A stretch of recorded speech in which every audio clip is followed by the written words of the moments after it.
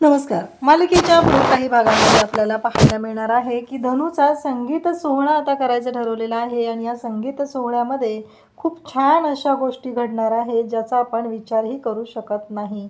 म्हणजे एवढा छान असा हा संगीत सोहळा असतो आणि त्या संगीत सोहळ्यामध्ये खूप छान पद्धतीने गोष्टी घडणार असतात. तर हे सगळं कशा पद्धतीने घडणार आहे ते आपल्याला पाहायला मिळणार आहे. त्याचबरोबर शत्रुंजय सर्वांची माफी मागणार आहे. तर इकडे आता नाना बोलत असतात. नानी म्हणत असते की माझ्या पोराच्या आयुष्याचं फक्त वाटोळं करायचं ठरवलेलं आहे.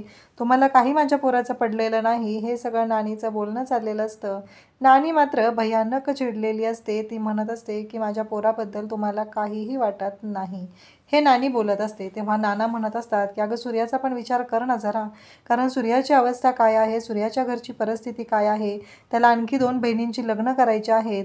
तेव्हा इकडे नानी म्हणत असते की तुम्ही फक्त त्याच मग नानीला मात्र खूप आनंद झालेला असतो, कारण आता सूर्याने शब्द दिलेला आहे की लग्न दणक्यात होणार आहे आणि आज पोरींनी संगीत सोहळा ठेवलेला आहे आपल्या दत्तू आणि धनूच्या लग्नासाठी. आणि मग या संगीत सोहळ्यासाठी यायचं असं आमंत्रणही दिलेलं असतं. सगळेजण खुश झालेले असतात आणि फायनली ही गोष्ट आता खूपच छान पद्धतीने घडणार असते.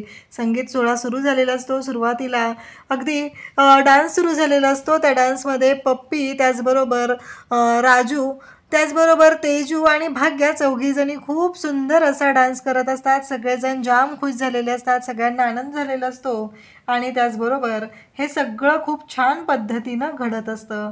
त्याचबरोबर आपल्याला पाहायला मिळतं तर यानंतर या चौघींचा डान्स होतो आणि खूप सुंदर असा डान्स असतो. सगळे खुश झालेले असतात आणि इकडे आता तेजूकडे बघत राहतो. तो म्हणजे हा शत्रूच्या डोक्यात वेगळाच प्लॅन असतो आणि काहीही झालं तरीही शत्रूने ठरवलेलं असतं की या सर्व गोष्टी ज्या आहेत त्या आपल्या पद्धतीनं झाल्या पाहिजेत आणि त्यासाठी हे सगळं त्याचं चाललेलं असतं.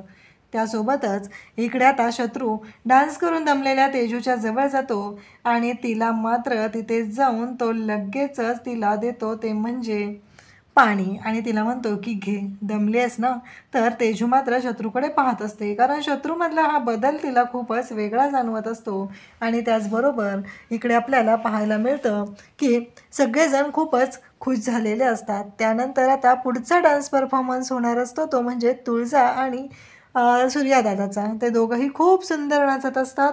खूप सुंदर डान्स असतो. गाणीही खूप सुंदर असतात. हा जो सोहळा आहे तो पाहण्यासारखा असतो. सगळेजण खूपच खुश झालेले असतात. त्याचवेळी इकडे पाहायला मिळतं की सूर्याही तेवढाच खुश झालेला असतो आणि दोघंही रोमॅन्टिक झालेले असतात. रोमॅन्टिक होऊन ते डान्स करत असतात हे आपल्याला पाहायला मिळतं. त्यानंतर आता पुढचा डान्स परफॉर्मन्स हा अनाऊन्स केला जातो तो म्हणजे आता शत्रूचा. आणि इकडे सूर्या आणि तुळजाने धनूला जवळ घेतलेलं असतं. तिचे लाड करत असतात. तिच्याशी प्रेमाने ते वागत असतात. त्यासोबतच पाहायला मिळतं की जेव्हा या सर्व गोष्टी घडत असतात पुढचा डान्स परफॉर्मन्स हा सरप्रायझिंग असतो तो म्हणजे शत्रूचा. शत्रूने हातामध्ये रेड कलरचा हार्ट शेपचा बलून घेतलेला असतो आणि तो आपल्या बायकोसाठी तो डान्स करत असतो. तिच्यासाठी त्या गाण्यातील भावना तो व्यक्त करत असतो, तिला खुश करत असतो आणि तिलाही खूप छान वाटत असतं. तेजू पण पाहत असते. कुठेतरी तिला मनातून वाटत असतं की आज खरंच हे आपल्याला जे पाहायला मिळतंय ते म्हणजे हे जे काही घडत आहे ते खूपच छान पद्धतीनं असं असतं. या सर्व गोष्टी चालू असतात आणि त्याचबरोबर इकडे शत्रूने आता सॉरी म्हणून तो बलून उलटा केलेला असतो आणि त्याने तेजूची माफीही मागितलेली असते. तिलाही तेवढाच आनंद झालेला असतो. तीही तेवढीच खुश झालेली असते. आणि त्याचबरोबर इकडे आपल्याला पाहायला मिळतं की आता सगळेजण पाहत असतात शत्रूमध्ये झालेला हा जो बदल असतो तो खूपच जबरदस्त असा बदल असतो आणि काहीही झालं तरीही आपल्याला या सगळ्यामध्ये आता खूपच भारी गोष्ट पाहायला मिळणार असते. ती म्हणजे शत्रू आणि तेजूचं नातं हे सुधारताना आपल्याला पाहायला मिळतं. त्यानंतर आपल्या दादासाठी आणि वहिनीसाठी डान्स करायला आलेले असतात. त्या म्हणजे भाग्या आणि त्याचबरोबर दत्तूची बहीण. ह्या दोघीही डान्स करू लागतात. त्यांचा डान्स चालू असतो आणि त्यानंतर पुढचा डान्स परफॉर्मन्स हा सुरू होत असतो तो म्हणजे धनू आणि त्याचबरोबर दत्तूचा. दोघंही छान पद्धतीनं डान्स करतात. दत्तू म्हणजे बॉडी बिल्डर असतो, गावातली शान असते आणि मग धनू आणि ते दोघंजण डान्स करतात. सुरुवातीला मात्र धनू धडपडते, त्यावेळेस दत्तू तिला सावरतो. दोघांचाही खूप सुंदर असा डान्स परफॉर्मन्स असतो.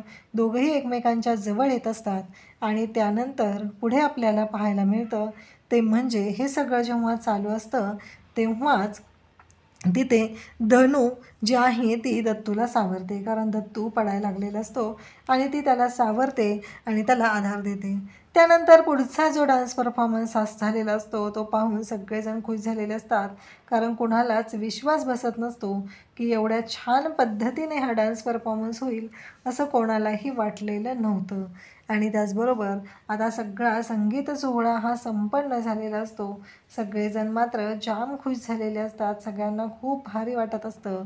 आणि त्यासोबतच पाहायला मिळतं ते म्हणजे धनू मात्र आता रडत असते, तिला वाईट वाटत असतं. सूर्याने तिच्यासाठी सगळे पदार्थ खायला आणलेले असतात. सूर्या म्हणत असतो की धने, हे तुला खावं लागणार आहे, आज या सूर्याची बहीण धनू म्हणून तुला हे सगळं खावं लागणार आहे असं म्हणत सूर्याही रडत असतो. तेव्हा धनूही रडत असते, म्हणत असते की मला खायला जास्त लागतं हे मला माहिती आहे, पण दादा तुझं प्रेमही मला तेवढंच जास्त पाहिजे, तरच मी हे सगळं सहन करणार आहे असं तिचं म्हणणं चाललेलं असतं, कारण तिला पोटभर हवं असतं.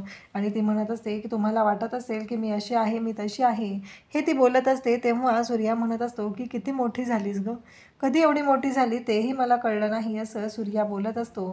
तेव्हा धनू मात्र रडत असते. सूर्याने धनूला मिठीत घेतलेलं असतं आणि बिचाऱ्या धनूची तो काळजी घेत असतो आणि त्याचबरोबर धनूला समजून सांगत असतो. त्यासोबतच पाहायला मिळतं की सूर्या हा धनूला समजून सांगत आहे, तिच्याशी बोलत आहे, तिला बोलत आहे की काही काळजी करू नको, हा सूर्या दादा तुझ्या पाठीशी खंबीरपणे उभा आहे. त्यानंतर आता सूर्याने हा सगळा संगीत सोहळा केलेला आहे. आता लग्नही दणक्यात होणार आहे, परंतु दत्तूच्या मनात जे आहे त्यावरून आता धनूच्या आयुष्यात काय संकट येणार हे आपल्याला पुढे पाहायला मिळणार आहे. अशाच अपडेटसाठी चॅनलला सबस्क्राईब करा. थँक्यू.